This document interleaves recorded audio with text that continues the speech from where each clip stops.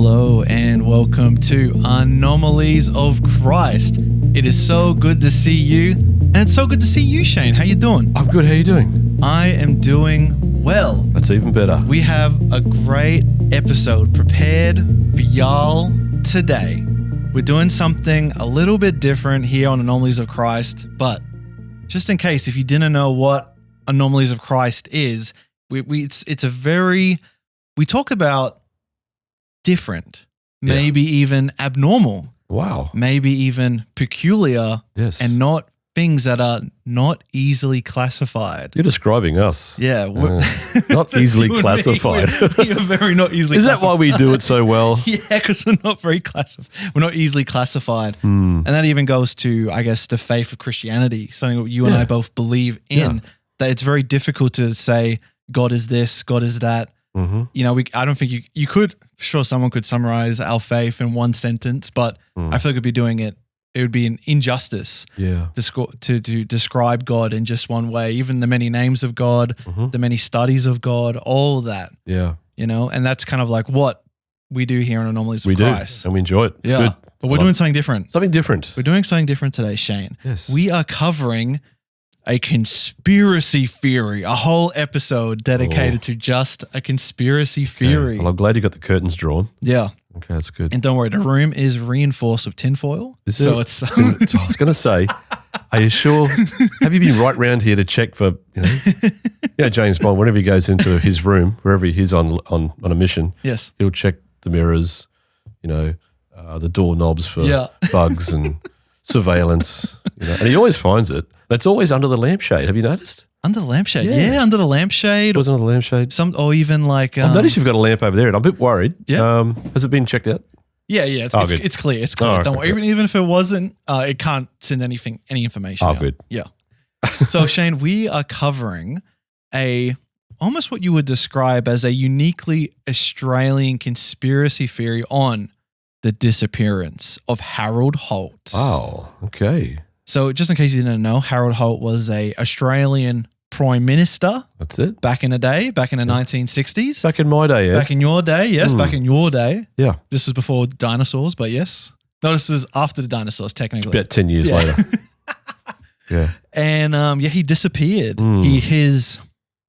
Even though he has been considered dead, spoilers, his disappearance has asked a lot of questions, and the people who know about it, it's very it's an interesting story, no less. It's an interesting conspiracy theory about something that happened in the great Australian past. And every Aussie knows about Harold Holt. Yeah. And the situation there and the alleged theories of what happened and Yeah, so before we really get into it, before we actually go into the actual conspiracies, it's probably good that we actually go through who Harold Holt was. Sure. So just in case if there's someone who doesn't actually know who he was. Exactly. I'm sure most young people probably never heard of him. Don't know him, but it's also important that we go over the history of it so that you get the context of when we discuss the conspiracy theories. Sure. Because I wasn't around the 1960s. You were 5 when this happened. You're emphasizing that a lot today, I've noticed. So we really need it. It's important to go through. It's part of our history. It's part of our history, but to understand the context when we get to the theories, you'll then understand when we call back to these instances. Sure. So to give a brief summary, who was Harold Holt? This is from the National Archives of Australia. Australia's 17th Prime Minister, Harold Holt, was in the office from the 26th of January 1966 to the 19th of December 1967, which is less than 2 years. It's very short. Very short. Holt had the senior portfolios of immigration and labor and national service in the 1950s and became the treasurer in 1958, which he's actually behind the creation of the gold standard here. He is. Yeah. Absolutely. The Australian Federal Reserve, I believe it is. I think we go into that eventually. Yes, Australian Federal Reserve, yeah. Yeah, he was actually the guy behind it, which is which is crazy. I know. Dude, this guy did everything. He did. Which we'll go into. But it's insane how much this guy did. Yeah. An interesting fact, Harold Holt was the first prime minister to employ a speechwriter. That's correct. So I thought that was interesting. He was way ahead of his time. Yeah. And there's rhyming slang named after him. I haven't heard that. So it's called Do a Harold Holt. Oh, sorry. Yes, I heard. Yes. So that means to do the bolt. To do the bolt, Yeah, which means to run away for those viewers who aren't familiar with Aussie slang. To disappear suddenly without explanation. Do we confuse outsiders? Yeah, I try to explain rhyming slang with to our young slang people. What does that mean? What's he talking about? What's he talking about? The last interesting fact about Harold Holt is that he's the third prime minister to die in office. Right. Shane, are we going to have to do some more episodes on every prime minister that's died in office? Oh. We're going to have to make this a trilogy. We might have to. Oh my gosh. Because if this is a common occurrence, there might be a real conspiracy behind this. Yeah, so be careful. All right. So early life and before he became a prime minister. So Harold Holt was born on the 5th of August in 1908 in New South Wales. He's a Blues supporter. Oh. There's strike one already. Okay. Yeah. Oh, you can't have bad luck, can you? Yeah, I guess you couldn't choose that. No. On his father's side, Holt was a descendant from James Holt, a cobbler from Birmingham, England, who arrived in New South Wales in 1829. That was a very long time ago. And a cobbler. Yeah. Have you ever had a shoe made by a cobbler before, Shane? I've never had. I was always told not it's lately. The best. Not lately. Have you ever had one? No. Oh, really? Yeah. I've always wanted one. Really? Because I hear they're the most comfortable shoes because they're made for your foot. I'm guessing it'll be quite expensive. Yeah, probably. You're paying for a quality handmade item. I mean, you've seen some of these Nikes that these young people buy. They'll spend like $400 on like a shoe. You see, I can't do that. Really? No, I just can't do it. Would you spend $400 on a power tool? How much? $400 on a power tool? Yes. Yes. Because you know why? It'll last me a lot longer than a pair of shoes. Yeah, that's true. That's true. Holt moved around a lot due to family reasons, attending Randwick Public School, Number State School, Abertisham College, Wesley College in Melbourne. In 1927, Holt commenced his law studies at the University of Melbourne, residing in Queen's College on a scholarship. During his time there, he represented university in cricket and football and participated actively in several student organizations. He notably served as president of both Law Students Society and the Queen's College Social Club. He graduated with a bachelor degree in 1930. In 1933, Holt joined the Young Nationalists, a youth wing of the United Australian Party. In 1953, Holt was 27 years old when he entered Parliament, making him the youngest member. Wow. Which is it's almost a little bit inspiring to young people knowing that you can enter politics at that age. Sure. Yeah. It was like I said, you learn about this guy and it's like, whoa, he's done a lot. Yeah. Like even just at this one age, what he's had to go through. We just like stuff I cut out about like what he had to go through with like personal stuff with his parents. Like he had to constantly keep moving around high schools and which, that's tough on a kid. Absolutely. But he got through it all. Yeah, got through it. So next thing on the agenda is World War II. Wow. So get this right. Holt enlisted in the Australian Army Reserve in February 1939, joining as a part-time artillery unit for businessmen and professionals. He was given indefinite leave during his ministerial service in May 1940 without resigning his seat. Which is just like, I know at the time a lot of people in Parliament were doing that, but the fact that seeing that's like almost inspiring. And that's the word. Yeah. And I wish more of our politicians did that. Because it'd be so tempting to think, I got a cushy job. Let's not go there. Yeah, let's not go there. But no, I could get shot. Yeah, I could get shot. Right. I feel like if more politicians were doing that, then they would probably stop sending our youth to war. Yeah. So with Harold Holt, obviously he had a desire to serve his country. Yeah. Not just in politics, but in a war. In a war, yeah. So it kind of goes that if a man's prepared to put his life on the line for his country, he's got to have substance. Yeah. And I think it was very good. Yeah. Yeah, it's very good. And Holt enlisted in the Australian Imperial Force with the intent of becoming a full-time soldier. Several of his parliamentary colleagues did likewise in various points of the war. Holt was posted to the 2nd 4th Field Regiment, holding the rank of gunner. He had been offered a commission as an officer in the Royal Australian Air Force, but declined due to his lack of experience. In a press statement, Holt said, "As the youngest member of the House, I could not feel happy in my position if I were not prepared to make some sacrifice and take an active part, which is just great. That's honor number 2. Yeah. Like, I'm not going to stand around and do nothing. That's demoralizing for you as a person. You know? Yeah, I see that. Yeah. You see what he was inside. Yeah. The character of Holt. The character. And yeah. Yeah. And later on we'll go on to like those election victories and like it makes sense why the people kept voting for him and why they supported him when he became prime minister. Like you look at this guy. You look at his history. It's a good resume. It's a really good resume. You know? Yeah. You know, so Holt's brief military career came to an end as a result of the Canberra air disaster on the 13th of August, which killed 3 senior government ministers.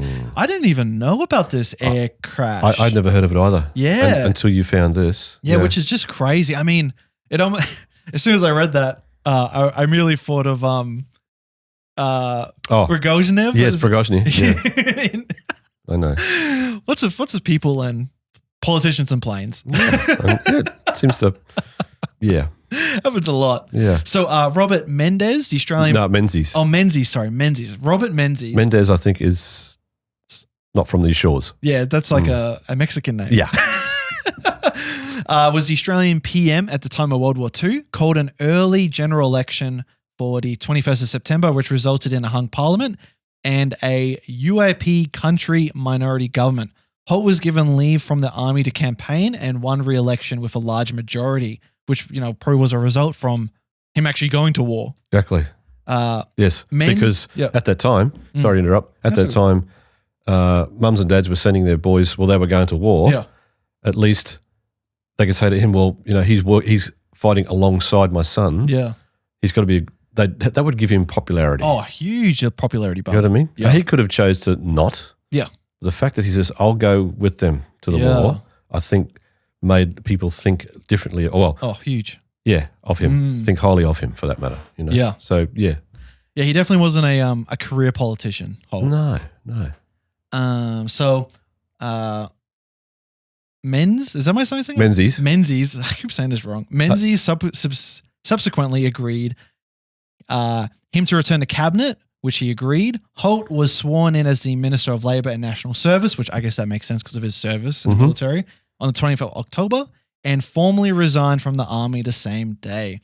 After World War II, Holt, who is now a part of the coalition, what we know today as the LNP, dealt with a post-war economy, dealing with labour problems and unions, forming the Reserve Bank of Australia, and dealing with record high inflation at 4.5%. I thought that was funny because I think ours is either getting close to that or is that now? I can't remember. That was pretty high. Yeah. It was pretty high.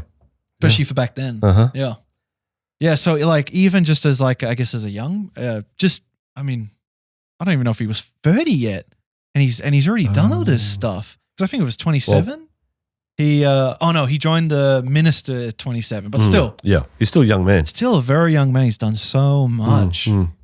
Yeah, okay, so some personal notes, and take note. This is going to go, we're going to bring this up later because it's very important. So personal notes about Harold Holt. Right.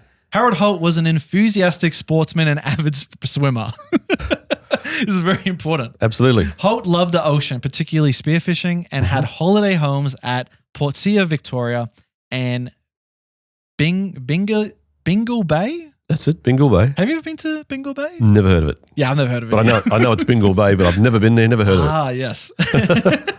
Holt had incredible powers of endurance underwater. That's a quote from someone. Yeah. And sometimes kept himself amused during parliamentary debates by seeing how long he could hold his breath. Oh my gosh. It's like a party trick. Yeah, party trick. Okay. Although he could tread water for long periods, he was not a strong surface swimmer. That's another note to take note of. Keep that. Yeah, remember that. Remember. Holt generally enjoyed good health despite a family history of premature death. His family and older brother died at 59 and 57 respectively. That's very young. More notes. Take notes of this. Take notes of all these personal notes. They'll be brought up. It'll make sense later in the program. Okay, so before we continue, we need to talk about the state of the world in the 1960s. This is you have to know what the world was going through. It's scary. the 1960s Cold War and all that kind of stuff when we get to the conspiracies. Yes. Because that'll shine light to why people think Mm-hmm. XYZ happened to Holt. Yep. So remember, leading up to 1960s, we are post-World War II, post the Korean War, and we are now in the midst of the 1960s part of the Cold War and Vietnam. This is very important. Coming on. So May 1st, 1960, the U-2 incident. Yeah. Several Soviet surface-to-air missiles shot down an American Lockheed U-2 spy plane. Its pilot, Francis Gray Powers of the CIA, is captured. And that plane was supposed to be undetectable. Yeah. It flew so high, nothing could find it. And yet a Russian missile found it. Yeah, Russian missile found it. It was like, everyone was like, no. No way. Yep, they did it. Yeah, because that was the first, that U-2 spy plane, that was like that was what was being made at Area 51, right? Correct. Yeah, alongside all the aliens and And this thing spaceships. was like 60,000 feet up, like way much higher than any commercial passenger liner. Yeah. 60 or between 60 and 70,000 feet high. It was just incredibly high. Yeah. And nothing could get there. It did. It did. Oh my! Even in that era. I'm surprised the pilot survived. They were able to capture him. I can't believe that. Yeah, well, I think he would have ejected. Ah, yeah. And yeah, he would have ejected. Yeah, I just can't remember the story now, but he would have, as soon as any incident, he would have just immediately ejected. Yeah. Because that thing, you wouldn't want to bring it down. Yeah, wouldn't want to be being down in that. No. Yeah. All right, so another major event that happened in 1962, the Cuban Missile Crisis. Oh. Shane was born. Woo! You should have that on your notes. I should have had that, yes. 4th of May. May the 4th be with you. May the 4th be with you, 1962, Shane was born. Thank you. Are you the reason why the Cuban Missile Crisis happened? I didn't want to bring it up. But I think that might be, that incident, it might be. It was a butterfly effect yeah. of your birth. That could be good material for our next session. Our next session. In a couple of weeks. Caused the Cuban Missile Crisis. I've tried to keep it under wraps. Stay under the radar. Yes, under the radar, yep. So far, pardon the pun. But my mum actually told me when I was born that she was terrified for me that we may not be around. Yeah, because the Cuban Missile Crisis, you know how they say that, when two factions are fighting, nuclear factions are, threatening each other. Yes. And a threat of nuclear war, say like that clock is like it's 5 to 12. That's how serious it is. Yeah. Well, now it's like 30 seconds to 12. Oh, yeah. People really thought it was about to happen. Yeah, it's worse now, but back then, nobody had the world hadn't come to that point. Yes. You know what I mean? Hadn't come. We've been at that point over the few years. You get used to it. Yeah, yeah. But now it's just it's their bluff, so to speak. But back then, this is real. It's never happened before. We could all be dead if someone presses that big red button. Turn those two keys, press the button. Yeah. So she was terrified that she's just had a son. Yeah. And Well, mutually assured destruction. That was kind of the idea back then. Yes. But I think it was only like US, UK, USSR that had nukes or something. Yeah, France was later. Yeah. In the early 70s, France came on. Yeah. With all their testing. Yeah. So there was like mutually assured destruction for like 3 countries. But then all the other countries were like, well, what were we gonna do? Just get nuked, I guess. Yeah. So it brought the world closer to nuclear war than ever before. Yeah. Very scary times. Absolutely. And spoiler alert, we're still here, so nothing happened. Thank God. Absolutely. Thank you, Lord. Okay, so this is another important thing that happened in 1962 in May. Oh, again, I caused 2 problems. Yeah, you caused 2 problems, Shane. Oh, dear. So the Australia announces initial military involvement in Vietnam following representations by the United States. The Australian government announces in May 1962 the commitment of 30 military advisors to assist the Army of the Republic of South Vietnam. Right. So we were involved with Vietnam at the time of Holt being in politics. Yes. And even when he was prime minister, which we'll go into, we were still involved with Vietnam. That's something to take note of. Yeah, absolutely. All right. So in March 1965, Australian forces engaged in confrontation confrontation was a small undeclared war fought between 1962 and 1966, during which Indonesia sought to destabilize the newly independent Malaysia. After 2 Indonesian raids on the Malayan Peninsula in 1964, the Australian government deployed a battalion in Borneo, Indonesia, and Malaysia signed a peace treaty in 1966. I didn't even know about this. Oh, yeah, I knew all about it. Oh, wow. You were there? You've been 4. Well, 2 to 4. I was No, wait, 2. 2. I was 2. I was 2. But I was very influential at a young age. It's 2. Hang on, Shane Weaver's here. Hang on, everyone. Calm down. Yeah, fine. Yes. That's it. So, I mean, outside of Vietnam, I mean, this was on our doorstep. Absolutely. And this was would have been right before Holt became prime minister too. Yes. So, like, there's a lot of war happening. What we're trying to say is there's a lot of things happening in the world right now during Holt's time. So you got to remember too, Ed, that we came out of World War II. Yes. And whilst that was great, it didn't take long for war to begin again. I think it was Korea. When that happened in well, allegedly Vietnam was straight away after World War II. Then Korea first. Yeah. Korea. So we never really had a break. Yeah, we didn't have a break. Right? There may have been some little gaps. Yeah. Very small. Yes. We didn't really have a break. So you had World War II, Korea, Vietnam, and all the other skirmishes in between. There's no respite. Yeah. So that mentality of fear and war has never left us. Yeah. Does that make sense? It's never left. And so there's always going to be that fear. Oh, yeah. And sorry, continue. So, Holt becoming prime minister. So it happened on the 26th of January 1966 following the retirement of Robert Menzies. Oh my goodness. 6 days earlier, which I thought that was interesting that because I guess that would then mean he didn't have to win an election. No. To become the prime minister. That's right. At first. So I thought that was interesting. Mind you, that's happened before in Australian history, like with Rudd and all that was happening. The backstabbing. So I guess we're good at that. But this would we're good at that. Yeah. But I guess at the time, I don't know if this was like a rare occurrence where someone became prime minister without an election. I wonder if this was like a unique event that happened back then. Yeah, I don't know.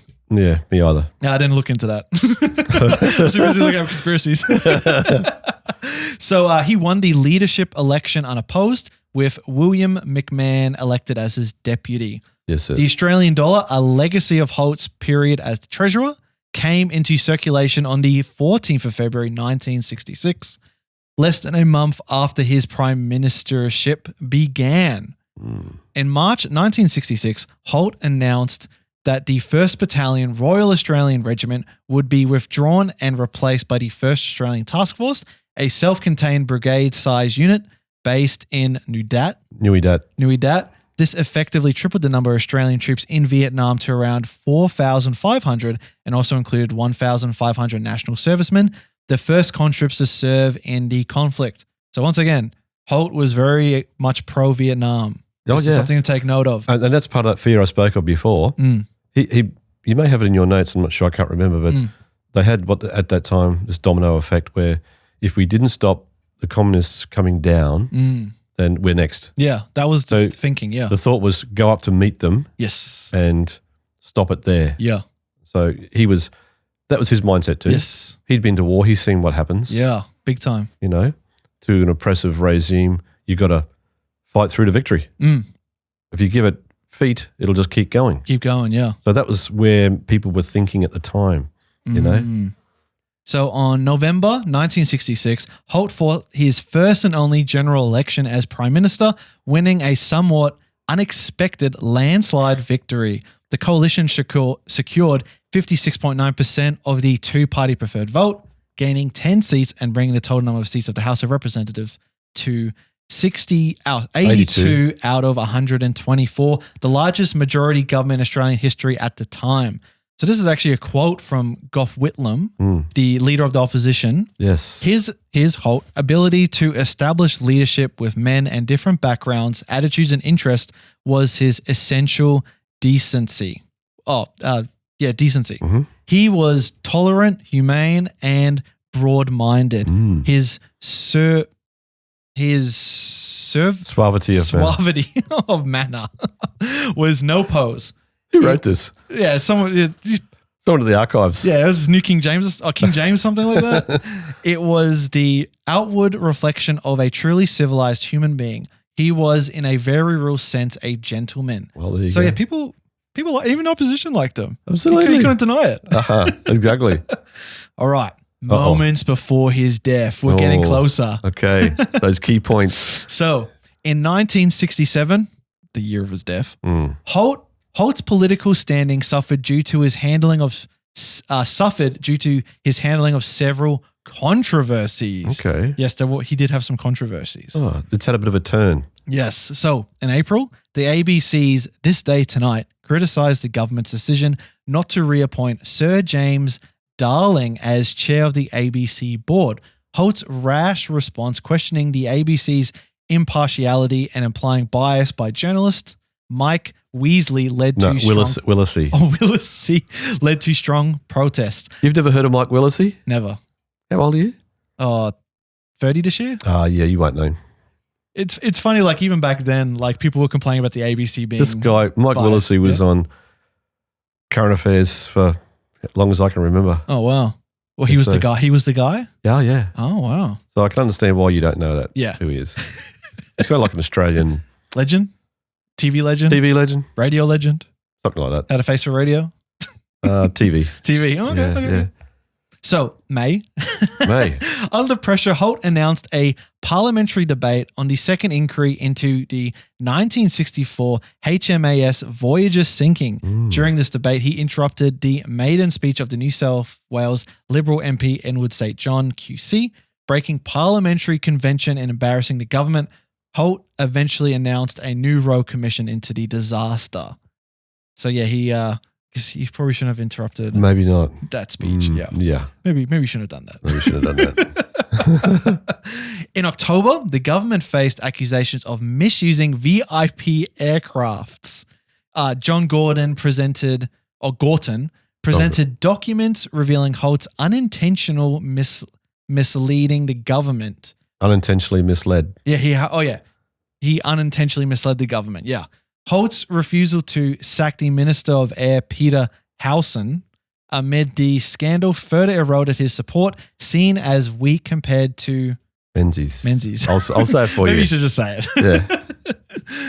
Yeah. Which is kind of funny because even now, I don't know if you follow what's happening in the mainstream media, but all these rich musicians keep like getting in trouble for flying in private air jets. Oh yes. Yeah, like they'll take what is a 10-minute drive? They'll take it in a plane. Yeah. Or like a half an hour drive, they'll just take it on a plane. Take it on a plane. And it's like, it's funny how even back then they're having these kind of, are they abusing their privilege to fly in a plane? Like, it's like we just have the same problems like throughout history. It's when you think about it, like Ed, if I said, look, I'm going to get the church jet and I'm just trying to make it into like a picture here. Yeah. I'm going to get the church jet. We don't have one, but just say I did. The Dunamis jet. No, we did. Dunamis one. Yeah, Dunamis jet. And, there's a criteria that you have to meet to use it. Yeah. All right? What if I said, I really need a break. It's nothing to do with church. I want to go in and buy some new shoes, something, and it's only an hour's flight, Yeah. I mean, people take liberties of things. So anyway, even if I did that, how do you hide that? Yeah. Like, sure, you're going to have to give account for, hang on, I got a docket here for $3,000 worth of avgas. Okay. So what was that for? Definitely something important. Was it church work? Yeah. Or whatever. Like, even if he did that with the aircraft, like, you can't hide it. Yeah. You know what I mean? You can't hide it. Shout out to all the televangelists who need private jets. Unless they own it. That's a bit controversial. Unless they own it. If you own your own jet. Yeah. Yeah, I guess it's your own private vehicle. Yeah. But when you're using a vehicle paid for by the taxpayers. By the taxpayer, yeah. There's got to be, a special criteria before you can have the use of it. Yeah, that's true. So his last controversy in November, the government lost ground in the Senate election and by-elections for Corio and Dawson, attributed to Holt's mishandling of the VIP plane scandal that we mentioned earlier. This led to increased criticism of his leadership style and concerns about his health. Okay. Let's talk about his health. Okay. This is another important note. Okay. So, in November 1955, Holt sustained a severe concussion in a road accident that killed his ministerial car's driver. Wow. This is insane. Wow. This guy's been through everything. I know. In September 1967, he began treatment for a painful shoulder injury from his youth, receiving painkillers and physiotherapy twice a week. Shortly before his death, his personal physician, Marcus Fonts, advised him to avoid overexertion and reduce activities like swimming and tennis. More important notes. Please remember this. This is very important notes. All right. The 14th of December, 3 days before his death or disappearance. Holt's final cabinet meeting ran late into the night. And then on the day after, on the 15th, he returned to the lodge for a few hours, finalized a press release at Parliament House before flying to Melbourne, his beach house. Yeah. That was his basic plan. That's why it happened at the beach. It was because he went to his beach house. So, the 16th of December, Holt gardened, made phone calls, played tennis, and spent time with his family. I guess supposed to be playing tennis, but he did it anyway. He attended a cocktail party and hosted a dinner party at home. It's pretty insane. We almost have like a play-by-play of his like exact movements. I know. They say he would. They say he would go to his holiday house to, I guess. Look, being a prime minister. Can you imagine that? Can you imagine the job? Oh, it's the pressure. Insanely stressful. You need time to relax. People are throwing darts from every direction. Yeah. Like, how do you just try to come down from that? Yeah, you need time to relax. Yeah. You can't lead a normal life. Yeah. But I guess the closest he could do was to leave the office. Yeah. And go to his holiday home and just do the things that reminded him of what makes me feel good. Yeah. And he had to do the things swimming, gardening, and just chilling. If you were a prime minister, Shane, yeah, where would be your perfect, like, what would you consider your relaxation spot be? Would you want a house near the beach, maybe in the country, out in the outback? Where would you want to go to escape, to be able to just to be able to recover, to be able to relax after dealing with Parliament for 4 weeks in a row? Could I pray about that? How to respond to that? That's interesting. To be honest, not that I ever want to do that, because I don't think there's going to be a place where you could just escape fully. Yeah. These days, you know what I mean? Yeah, because the minute you lay your head down at night, everything comes back. Yeah, doesn't matter whether you're in the Alps and desert. You're still going to be in the office when you go to sleep at night with all the pressure coming on you. And you're going to face it when he goes back. Yeah, exactly. You know, but I found the best way to seek peace when you're in that situation is to get with people. Get with other people. Yeah. Not on your own. Yes. I mean, sure, you'd be on your own for a part, but I think that when you're in the thick of things, you got to stay in the thick of it. Yeah. That makes sense? Which is actually what Holt was doing. He when this whole thing went down, he wasn't alone. He was like with three other people. And the best thing to do when we're under a lot of stress, we got to talk it out. Yes. You got to get it out. You got to talk it out, you know? And not saying that you're expecting counsel from people in your position. Yes. But just talking about life in general, the things you face. You don't have to go into detail. Yeah. Being a prime minister, there are things that you just can't go into detail. Oh, yeah. But I think that if you're around other people who can encourage you, say, hey, look, keep up the good job. I know I know there's stuff happening. Draw on their encouragement to you. And I think it's not so much the location of where you go. Yes. It's who's there. You know what I mean? That's what I would do. Yeah. Now, I could probably get into a local fish and chip shop for that matter. Yeah. 10 minutes from the office. Yep. As long as there are good people there that can speak into my life and give me some sort of encouragement when I go back to Parliament, that'd be fine for me. Because I don't think any location is going to cut it. Yeah. Really. Unless you choose to stay there and not go back to the office. Yeah. Now that's different. Yeah. Right? But when he knows he's going to go back there in a couple of days, so there's no point in getting get too used to this. Yeah. So if you're in the thick of it, stay in the thick of it, but use it wisely. Yeah. Maybe a holodeck would be nice. Yeah. Wow. Oh, first Star Trek reference we've had in a very long time on the podcast. I'm staggered.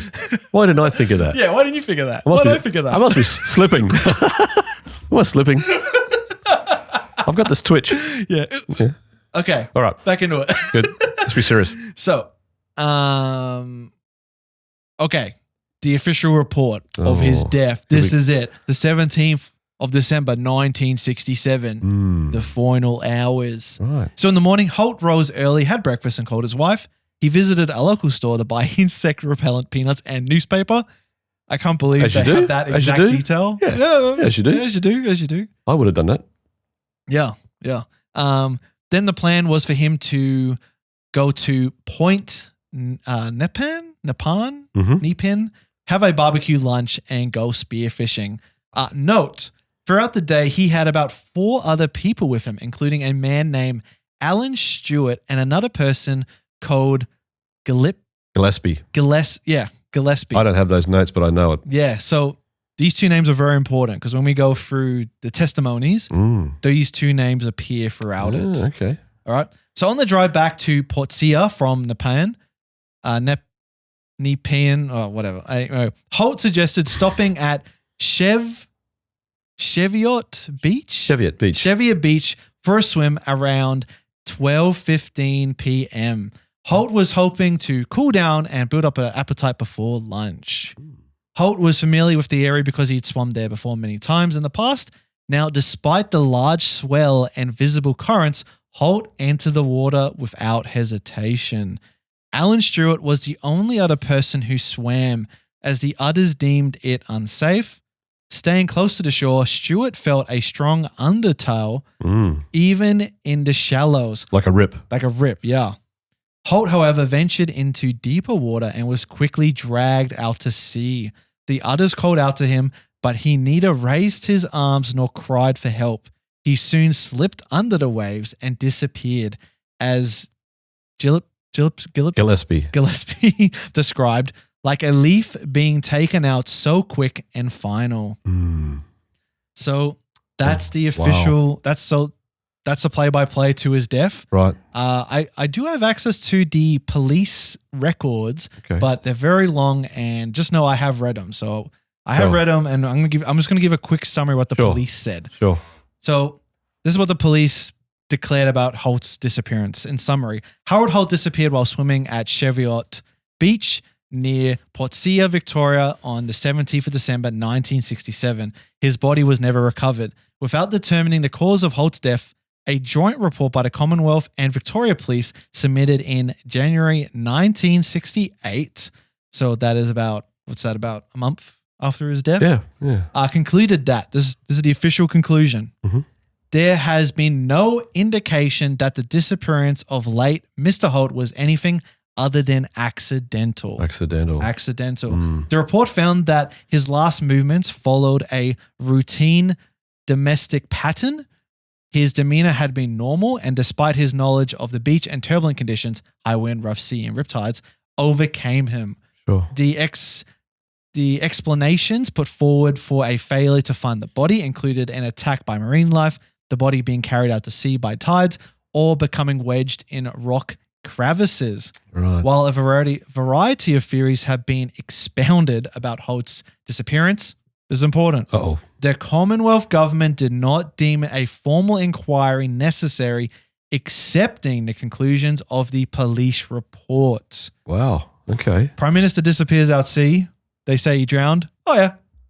Sounds about right. So all right, let's move on. It was open and shut. Wow. I guess yeah. I can see the point. Yeah, I can see that point too. There were 4 people on the beach who all saw him go down and only under. One of them, went in. Yeah. And the other guy would have reported, 3 of them said, we're not going to go in because of the rips. It's rough. Yes. That's important. Yes. One guy said, I felt the tail underneath. Like he could feel it. Oh, this is scary. But the Prime Minister continued on. Yeah, continue on swimming. So to me, it's a no-brainer. No-brainer, yeah. So I can see that there's a lot of evidence to back up the fact that he was accidentally swallowed by the tide Yeah. and he was perished that way. Yeah. So I've got an excerpt from the Canberra Times, January 22nd, 1968. So this is how people were feeling at the time.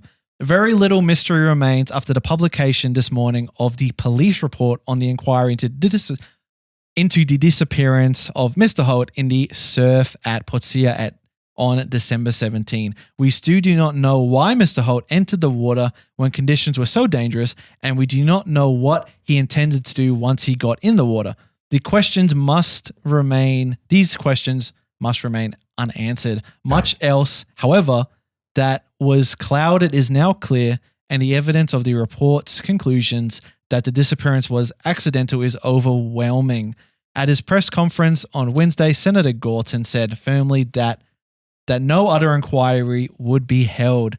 His decision appears to be unjustified. It is unlikely that a further inquiry would reveal any more than the police report revealed or reach any other conclusion. So I guess that's how people were feeling at the time. I mean, this would be nothing to inquire about. Yeah. There's no evidence, there's nothing. Like if they had a body, if they somehow found his body, you could probably maybe. There's nothing to work with, but an ocean that's a million acres big, it's like there's nothing you can do. Yeah, like if there was a reporter like filming the whole thing, maybe. I mean, I'm sure they would have had Air Force planes for the last couple of days just circling around, just checking if his body did come up. Yeah, Of course. The search was insane. We don't go into the search. No. But that would have been just a mandatory thing. They had a massive search. Yeah, massive search. It was like 5 days straight. Yeah, for his body, if it came up or surfaced or something. Yeah. So I guess after that, there's nothing really more you could do. Yeah.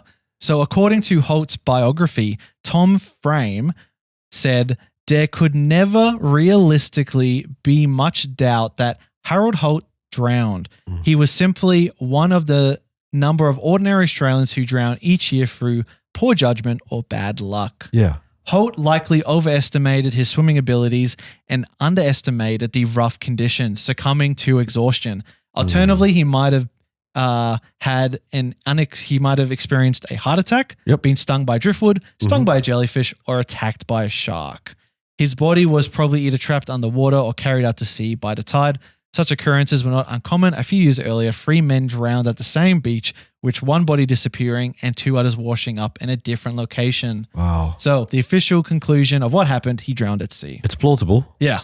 But did you, I don't know if in your notes, Ed, but I read where just prior to all this, I don't exactly know the dates, but he went out on 2 other occasions and almost drowned on both occasions. Oh, wow. I didn't read about that part. Oh, yeah. Oh, my goodness. He said, I thought my time was up. Yeah. I think someone helped rescue him or something, but he got out. Yeah. They dragged him to the beach. He vomited, got his air back. Yeah. He said, wow. He says, I thought I was going to lose it. So he fought this thing twice before and succeeded. Wow. Right. So that tells you that that's a very rough part of the ocean there to swim in. Yeah. Not for the faint-hearted. So 2 occasions he nearly lost it then. Yeah. And he still went out again. Still went out. I guess, why do race car drivers keep racing? That's true. That's true. It's fast. It's deadly. The thrill. Yeah, the thrill. You just don't know. But a lot of people don't let fear stop them for what they love to do. Yeah, that's true. You know? That's true. Not that you go out there hoping to die, but there's something about that edge of danger that some people just like, hoping that you can beat it. But some days you can. There'll be a day you can't. So especially with nature, it's a formidable thing, especially water. Yeah. So he was good underwater. He was good underwater. On top. On top, not so good. And because he wasn't a young man and his health. Yeah. I think he did have a heart condition. I think some members of his family died very young. Yes, very young. Through heart attack. So he possibly a candidate for that. Doctor said, don't do anything for the next few days. He went and did it. So, yeah, look, it's all plausible. It is all plausible that everything we know, all that evidence does point to he probably drowned at sea. So Ed, why is it such a mystery? So let's talk about the conspiracies. We did it, Shane. We got to the end. We can now talk about the conspiracies. Look, hang on, before you do. People tragically die every day. Yes. But it's not a mystery. Yeah. How is it that this one, is it because of his, he was Prime Minister? Perhaps it's probably on a pedestal more than if you and I died in the ocean. Nobody would go down this road for us. Do you think? I guess even love the fact that everyone in his party was didn't go into the ocean, but he did. Yeah. I mean, oh, come on, Holt. what are you going out there for? Yeah. The water's a bit rough, mate. What are you doing? Holt, get back here, mate. Yep. Come on. Mm. And he still went out there. Still went out, He still went out. And he wasn't surrounded by just yobbos. No. These would have been his mates. Yeah. Mates, yeah. I think even one of his kids was with him or someone in his family was with him. Yeah, I can't so remember. like, oh, come on, Holt. Oh, can't you feel the rips, mate? What are you doing? What, were he just silent the whole time and just let him just golf by himself? Yeah. If you read the play-by-play, he didn't just disappear and just go out there. No. He, they all were all like getting changed, getting ready to go out. And then, sure, he went out first, I think it was. And then as we read about one of the other guys, he only went in a little bit because he could feel the pull. You could feel the toe, yeah. But, were they not yelling out to him, oh, get back here, mate? Yeah, yeah. And also the fact that he didn't have any security with him. No. Like being with, because, he wanted to appear strong during the time of war. Yep. So that's why he had no security with him. Yep. But still, it's kind of like, it's like everything that could have gone wrong went wrong this day. That time, yeah. Yeah. Everything that, any possibilities of saving him were just thrown out the window. Absolutely. There was no lifeguards, there's nothing. Yeah. Yeah, you should have swam between the red and yellow flags. Wow. Yes, Yeah. of course. Which I don't think were there. We're there. So, Ed, why has this remained such a topic, a mystery? What keeps it alive? Well, I mean, personally, Obviously, there's a conspiracy. There's conspiracy theories. I was waiting for that. Which we'll get into. Oh, okay. But personally, drowning at sea is horrific. I can only imagine. Your lungs filling up with water and you can't do anything about it. If he wasn't actually in a rip, that is brutal. That would, and I feel like almost people, they know this and they hoped that it wasn't that. Yeah. Because what a way to suffer at the end. Well, they say that, I guess once your lungs are full of water, I think you pass out because of the blood. Yeah. Or something like that. Well, but who knows? Well, your brain's got no oxygen. Yeah. You just pass out and I don't know. Yeah, still brutal. Not good to think of, but look, people just would hope, I guess, that something else happened. Yeah, we wish something else happened. Like Elvis. Remember someone said, he's in a fish and chip shop in some Central America or something. I don't know, like all these people who had died and all of a sudden people say they've appeared somewhere. Yes. Because it's a refusal to let them go. Let them go or hoping he went out better, So let's go into the theories. All right. So let's go through the depressing one first. Oh, dear. All right. So Holt wanted to unalive himself. We can't say the S word, Shane, the S word. So we have to say unalive. Unalive. Okay. So some believe Holt's death was not accidental, suggesting he chose to unalive himself.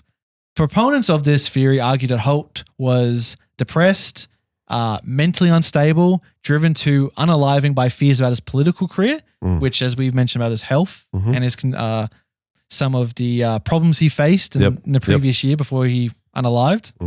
Opponents, however, cite his zest of life, dedication to his family, and the plans he had made for the coming year as evidence against this notion. The 1968 police report specifically ruled out unaliving as well. I agree. I agree with that. Yeah. I don't, judging by who he was all his life during the war, his personal approach to society and the world was second to none. Yeah. That's somebody of good moral character. Yes. Not thinking of yourself. All right. So, and also something you said before, just that day when he said, look, I want to go for a swim to build up an appetite before lunch. Yeah. If you're depressed, you don't eat. Yeah, you don't eat, yeah. Because in depression, one of the symptoms is your diet is gone. Yeah. It's insomnia, lack of diet. They're not just the only things, but there's some of the symptoms. Yes. Now, if he said, I'm going to build up an appetite for lunch, he's looking forward to having a big lunch. To lunch, yeah. Maybe some cooked fish. I don't know. Because he was great. He used to spearfish. Yes. So to me, no. Yeah, I don't believe that. I don't believe not at all. Either. Not at all. Yeah. So the 2007 9 News Network, Who Killed Harold Holt, and an article in the Bulletin supported the unaliving theory regarding Holt's death. Right. In response, Holt's son Sam dismissed the theory, asserting that no one in the family believed it. Former colleagues of Holt also rejected the unalive idea. Yes. Peter Butt, producer of the 2008 docudrama The Prime Minister is Missing, noted that those who knew Holt dismissed the unalive theory. Absolutely. However, Edward St. John considered the unalive possibility, and Sir Lennox Hewitt recalled Holt's appearing depressed before his death. Look, we all have moments of ups and downs. You should have seen me yesterday, Ed. Seriously. Yeah. You should have seen me a couple of days ago. Yeah. But that's normal. It's normal. We have ups and we have downs. Of course you do. It doesn't mean he's going to go out into the ocean and unalive himself. Absolutely. Sheesh. Come on, people. Yeah, exactly. Okay, second theory. Faked his own death to be with a secret lover. He what? Faked his own death to be with a secret lover. Oh. Here we go. So Holt faked his drowning. I've never heard of that. You haven't heard this one? About a lover in South France? This just gets more interesting. So allegedly, Holt faked his drowning to join a lover in the south of France. Allegedly, he had been seen in France 7 years after his death, and supposedly he then died of a heart attack 10 years later. Okay, Ed. If I was to go down to the Gold Coast, Yes. I'll walk out in the ocean. Yep. You don't see me for the rest of that day. Yeah. How am I going to get to France from there? This doesn't even mention like how would he even get to France? Exactly. And even if he hid somewhere in the rocks, Yeah.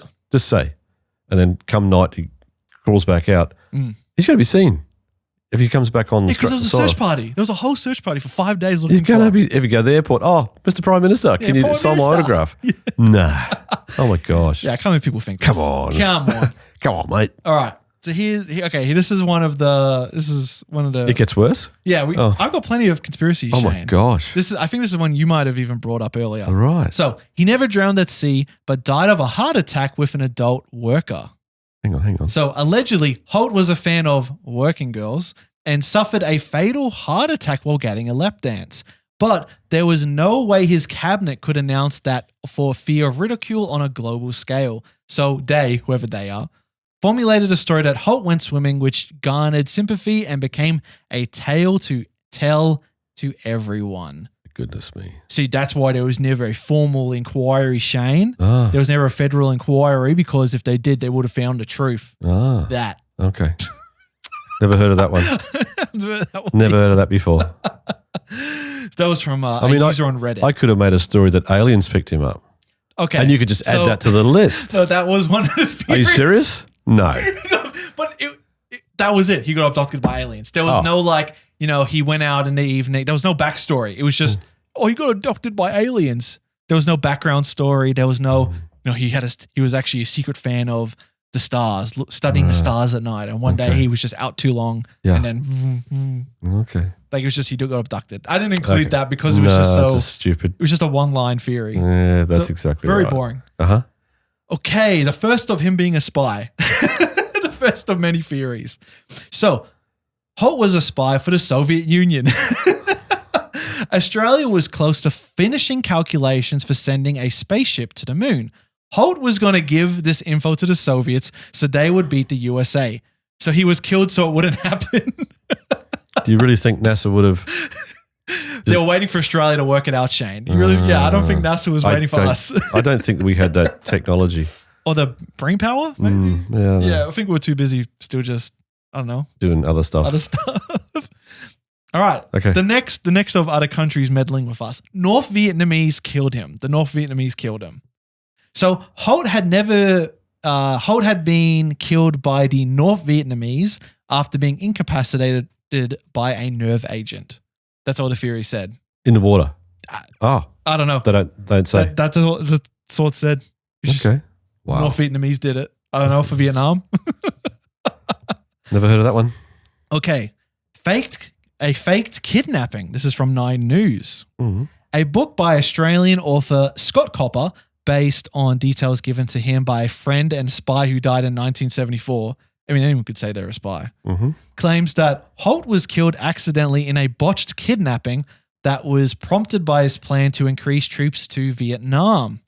Copper said the plot to make Mr. Holt see reason went horribly wrong as the Prime Minister died of anthraxation during the kidnapping. Right. So he got kidnapped.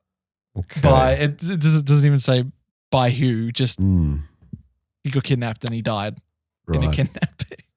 I can see why heads of state need to have security with them. Yeah. None of this would be happening, all these theories. All these theories, yeah. If they only had security with him, we'd know what happened. Exactly. Bad move. All right, next one. He was a Chinese spy. Here we go, Shane. This is the good one.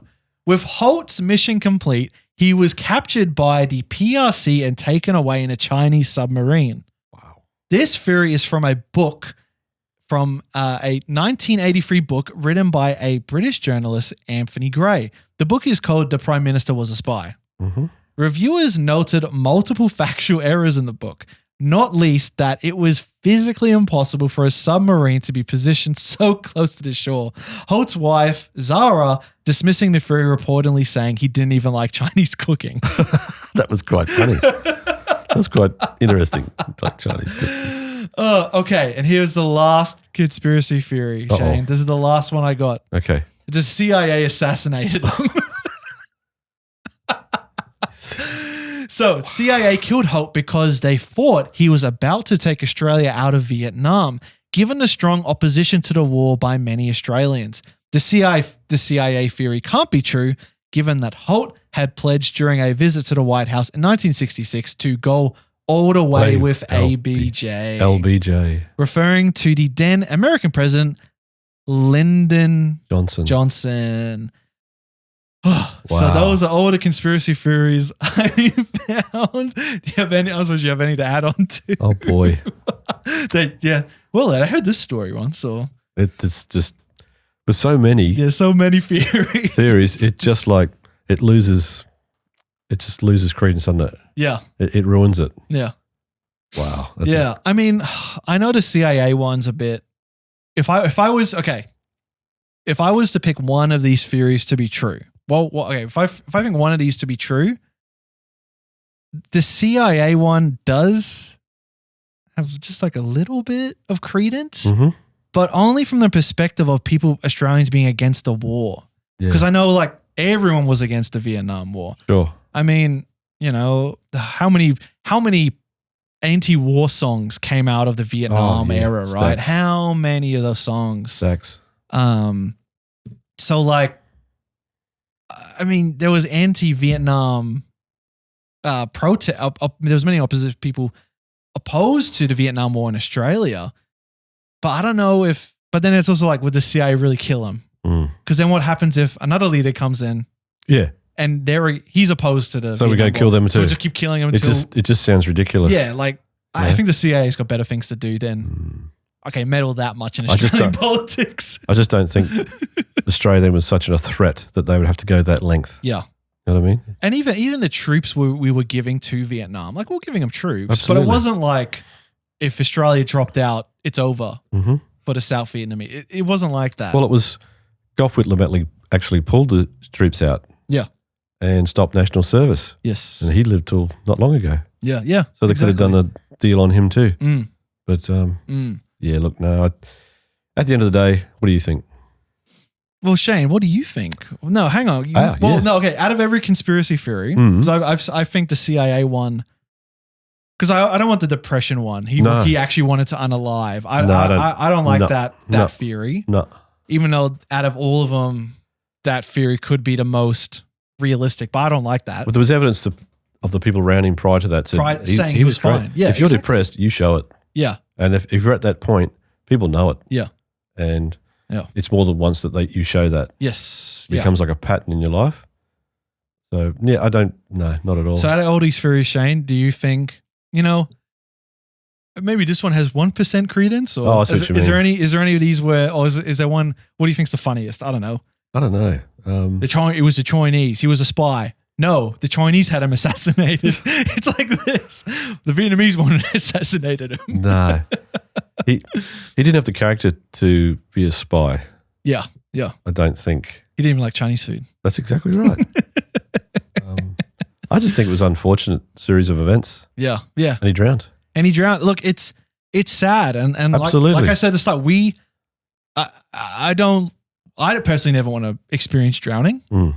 And I would hope no one would go out that way because it's horrible. Yeah, that's a genuine fear. But see, you got to look at it too. Yeah. He disobeyed his doctor's. Yeah, he also disobeyed his doctor's. Disobeyed his doctor, and I've done that. Doctor says take these once a day. I'm not doing it once. Nah, don't tell me what to do. I can do what I like. Yeah, I do what I want. And then I suffer for it. Yeah, which I have. Right in the past. Yeah. So something as simple as not taking advice from your doctor because you think you know better. Yes. Basically, it says that, okay, you're on a slippery slope. And I just think basically that's what took place. Yeah. If he had have listened to the doctor, well, he could have may not have happened. Yeah, he would have maybe served the whole term, served another year, another term as prime minister. Yeah, if he just listened. Who knows what Australian politics would have been if he didn't drown? Because we could create a conspiracy for every action on the earth. Oh yeah, like you know what I mean. You can. Yeah. I don't know what makes us like that.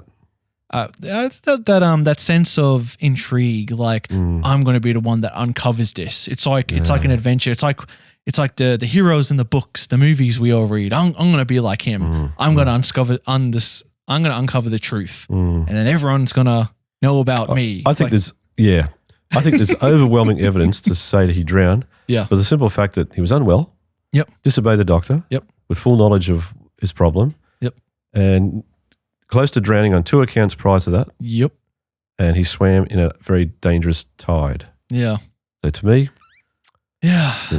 Sadly, I think case closed. He really did drown at sea. It is funny to read the conspiracies, but even if it wasn't, we're never going to know. We're never going to know. Look, maybe when we get up to heaven, Shane. Yes. And I swing by your dwelling place. We go, oh, Shane. Yes. We should go ask God about what happened to Harold Holt. No, don't go there yet. It's dangerous.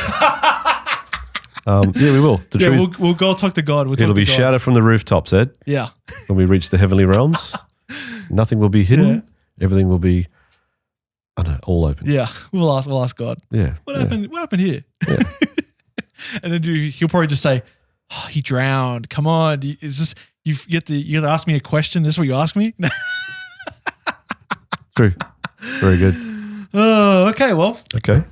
Well, that is the end, Shane. I mean, any final thoughts? We've been going for an hour. We have. So I don't know, any final thoughts on the disappearance of Harold Holt? No, look, I think that's enough. Yeah. It's good to know our Australian history. It is good to know Australian history. Because most people, I guess most now, as we get older and older, yes, things get lost.